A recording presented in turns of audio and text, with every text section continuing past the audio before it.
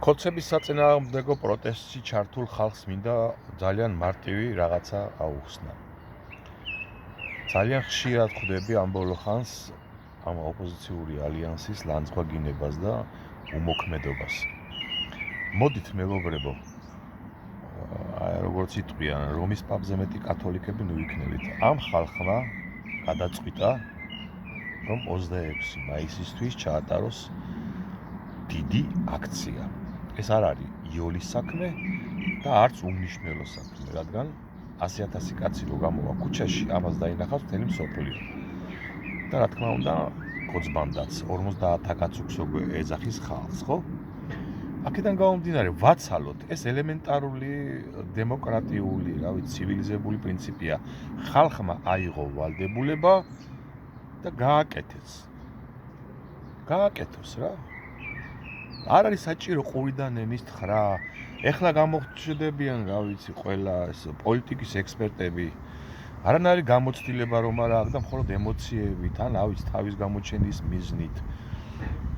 რომ რაღაცას ლაპარაკობს თავის ჭკუაში. ხელი შეუწყოთ. პირდაპირ ვამბობ, არ ვარ მე მათი იდეოლოგიის და სოფხედელობის ადამიანი. მე კონსერვატორი ვარ, მან ყველა ლიბერალია მაგ პროტესტში, მაგრამ მე დაინტერესებული ვარ საქართველოს ბორიას რუსული ბანდისგან გასათავისუფლებლად. და ამაში დღესდღეობით ერთადერთი რეალური ძალა არის ეს ეგრეთ წოდებული 8 პარტიანი თუ 9 პარტიანი ალიანსი.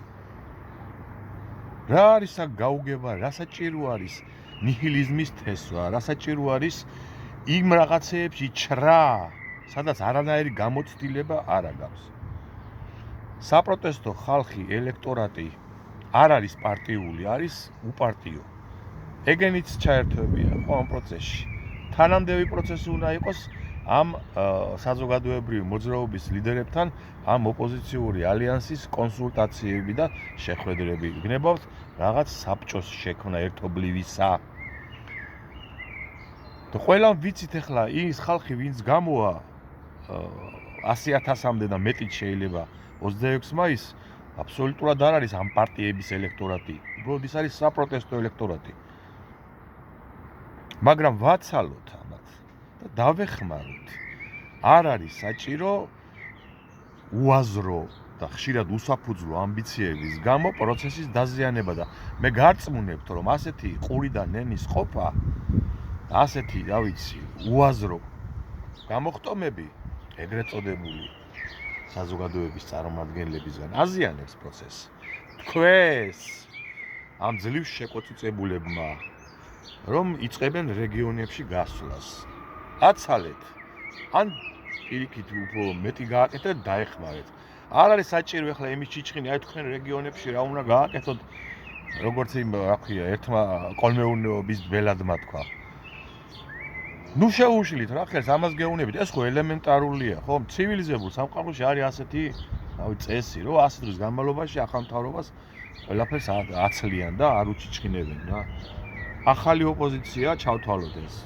ახლა შეკოწიწებული. ვაცალოთ და დავეხმაროთ. 26 მაისისთვის მოხდეს დიდი სახალხო გამოსვლა ქუჩაში. და მერე რა სახალხო გამოსვლა რას გვიშველისო? ასე არის, ეტაპობრივად ხდება. დაინახოს საქართველომაც და მთელმა მსოფლიომაც, რომ პროტესტი არსებობს. ეს არის უმნიშვნელოვანესი. გავცელეთ ეს ვიდეო და გამოთქვით თქვენი აზრი კორექტულად. გაიხარეთ.